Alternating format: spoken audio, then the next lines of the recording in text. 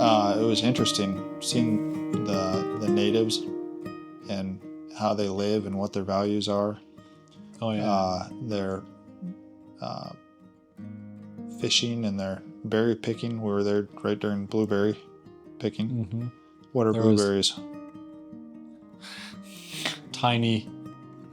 They do have They were the tiny little huckleberries, like wild blueberries. And they had what? Blackberries. Yeah. Oh. Yeah, I was with Eric. We went for a little. We stopped on the way back when he brought me to Teller. He's native to Nome. Yeah, Eric with Bering Strait Housing Authority. That brought me up to Teller. On the way back, we stopped at a river and had some nectarines, and I don't know. We walked down to the river for a little break, and I seen some little berries on the ground. I was like, "Hey, what's this?" He's like, "Oh, blueberries. Try them. They're good." I tried them. They're a little tart flavor, and then I was like, "Hey, there's different berries here," and I pick one, and it's a just black little round berry. I was like, "What's this?" "Oh, that's a blackberry." He says they're exactly the same as the blueberries, except for they're black. It's like, oh, that makes sense. Okay. So there was blueberries, blackberries, and salmon berries, and we were in prime berry picking season because everything was ripe. There was natives. That road from Nome to Teller was full of natives, which is like one every mile or two. Yeah. Or 4 or 5. It was a regular highway. Well, the entire in Nome speak. Yeah. Yeah. And that's like I think that's part of their like culture or upbringing is going berry picking. Tradition and culture, yeah. I think has a lot to do with that. They're berry picking. That is pretty cool. There's a lot of young kids and families out there. Families. And the weather was, when we came through on Saturday, was nasty. And they were still out there. Yep. Pouring rain. Hunched over, picking berries. Mm-hmm. So, pretty cool. Saw some fish that they had caught. They for some reason hang it in fillets outside, and they like cut slices in the meat. It was. I don't know much about that, but it was interesting. Part of their food, I guess. I guess. What else are you going to do when food is 3 times the price? Yeah. Seems like catching fish and picking berries is a good option. Mm-hmm. Totally. We ran out of gas. Oh, yeah. Generator gas. I forgot about that. Yeah. There was, we had 2 generators, one bigger generator. It was pretty awesome having that bigger generator because it was able to power almost everything in the house. We had a cooktop, we had lights, anything we wanted, the heaters. But then the smaller generator for charging batteries and Starlink and whatever else. So I think we didn't actually have any gas in the Connex because just didn't want to have the flammables and gas. Exactly. We had gas cans, but no gas. We figured we could get it from. And I heard there was gas in Teller. You would ask Eric ahead of time. Yeah. And so we knew there was gas in Teller, but every time we'd go down there, we couldn't find anyone. Everything was closed. It was weird hours. Like we'd go down there at lunchtime. They're not set up for retail. No. I couldn't even figure out where the store was. I seen just a big tank. Yeah. On the edge of town. Mm-hmm. With some pumps. Mm-hmm. On them. Yeah. So we actually were kind of in a pickle because we were using this generator to run our big roto hammer for putting in those cross drives. And it's an electric roto hammer, so the only way to run it was with a generator. And the houses were about to show up. We were 2 hours. Well, we found out finally that the gas station opened at 10, and the houses were showing up between noon and 1. So we needed like gas to get these cross drives in. So as soon as 10 o'clock hit, I ran down to Teller. Filled up our gas cans and was able to get $80 gas. No, it was $7.11 a gallon. I remember that. Yeah. Yep. Did we ever find out why that gas smelled so weird? No, it did smell really weird though. Yeah. It worked. It did. Thankfully. The generator would choke every once in a while. But, we did have a problem with that. It ran really bad for a while. I don't know if it.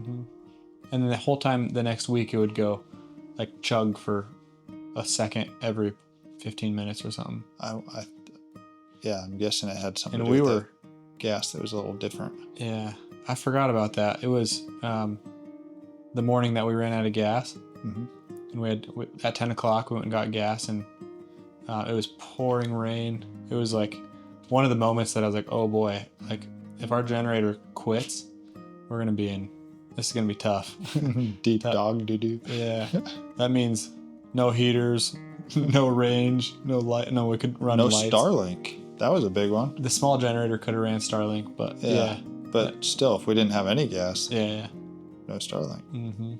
We started that big generator and it was chugging for like a good 10 minutes, just barely running. So all lights flickering. Yeah. Anyway, here we are.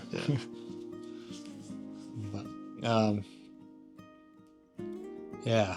Anything else that week that stood out? No. Tell us about the next week. Time's getting away from us. Yeah, it is. Oh. We dropped Travis off Saturday night. He flew out. That was nice. We picked up the cross drive Sunday morning. We stayed in a hotel Saturday night. Hung out in Nome. Did some more tourist stuff Sunday. Headed up Sunday night back up to our campsite. Monday morning, we're like, okay, we're gonna finish out. I think that we had a couple more things left to do on house number 4. Those cross drives, the hold downs that we picked up, we wanted to get those in and get house 4 all buttoned up. So completed all that. Finished all the trim. We had one piece of trim to put up the ends of the houses to finish them off. On the siding. Yep. And we wanted to there was some nice weather Monday, so we wanted to get everything caulked and painted before it really poured again on Tuesday. So we were able to get all that trim up and painted. Everything looked buttoned together super nicely with that trim on the end. Tuesday, me and Tony, one of the guys, worked on decks while Zacharias and Luis worked interior, doing all the interior touch-ups and trim and everything that needed, the flooring transition strip, everything that needed to be done inside. So that worked really well, splitting crews. We had house number 4 completely buttoned up on Monday, I believe, and then Tuesday we started on house number 3, but keeping in mind that houses 3, 2, and 1 had a lot less work to do on them. We're like, oh yeah, we'll finish up by Wednesday. But Tuesday comes around.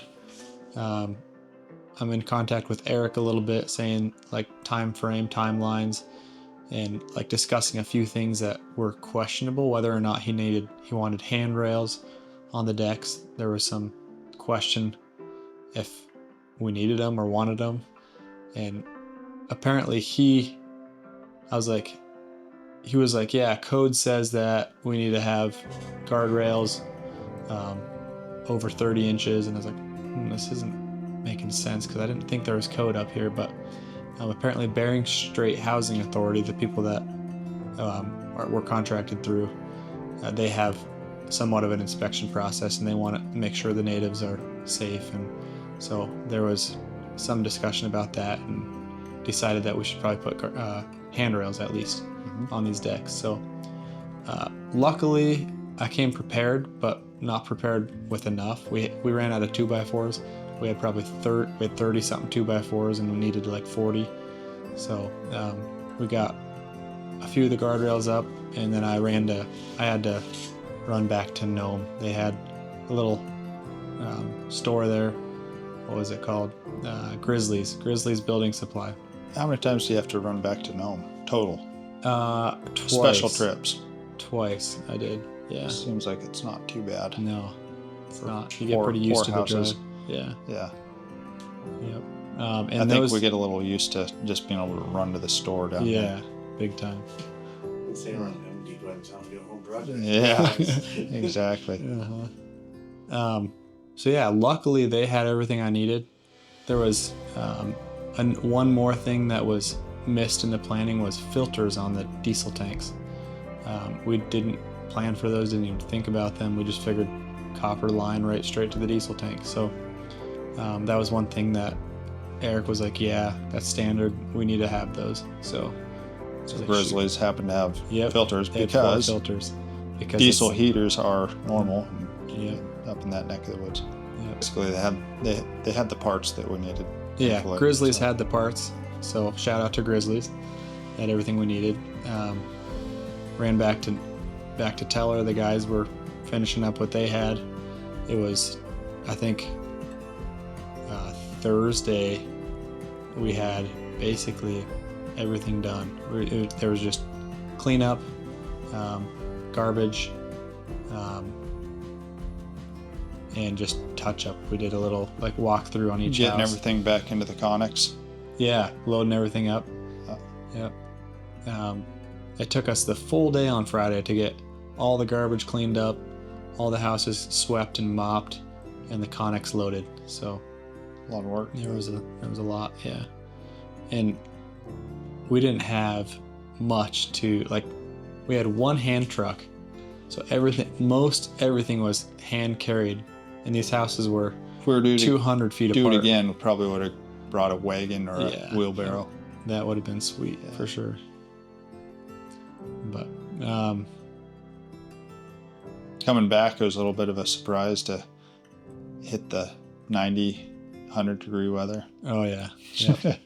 So we booked tickets. We were planning on flying out Friday. I was talking to Derek, my brother, on Thursday. He was buying tickets for us coming home. So we're looking at tickets Thursday night we're hoping to fly out Friday, but the only thing available was Saturday morning. Yeah. So we quickly booked those tickets, and we just Friday was a pretty relaxed day. We probably worked a total of 4 hours, 5 hours. Well, no, we were just cleaning up. That's right. Yeah. Friday clean up. Friday night we stayed in Nome. So we packed up and said goodbye to all the houses and headed back home. I think everyone was like happy to leave, happy to leave and happy the job was done, but everybody enjoyed it. Like it was an experience. Had a total blast. Yeah, I did. Yeah, for sure. Experience that we would never experience again, probably. Would you go back up there? Yeah, probably would. Not for vacation, but I'd go up there for work for sure. It's an experience. Yeah, it was really neat. Yeah. Flying into Portland, it was getting dark. That was a surprise. I was like, what is this? This is kind of weird. Like, I didn't think it would be weird. I knew what the dark was, but it had been 2 weeks since I've seen darkness, and it just was extra dark. It was kind of weird. But that's about it. That was our trip. We got back, and Bering Strait Housing Authority was happy. I did end up doing a walkthrough with them Friday, and Eric with Bering Strait Housing Authority brought us a bunch of local meat. So there was salmon, moose, sirloin. Had it all frying out on the grill. So that was a good treat, good surprise for the last day. Yeah, absolutely. So overall, project went really well. Yeah. And I would do it again. I would too. Mm-hmm. Very few things that I would change. Obviously, we learned some things. It's the first project in Alaska, but went really well. Looking forward to seeing how the natives do in them, and hopefully they treat them well. Thanks for joining us here today with this video about the project in Teller, Alaska. If you liked this video, please subscribe below and make sure to hit the like button, comment if you want, and join us on the next one.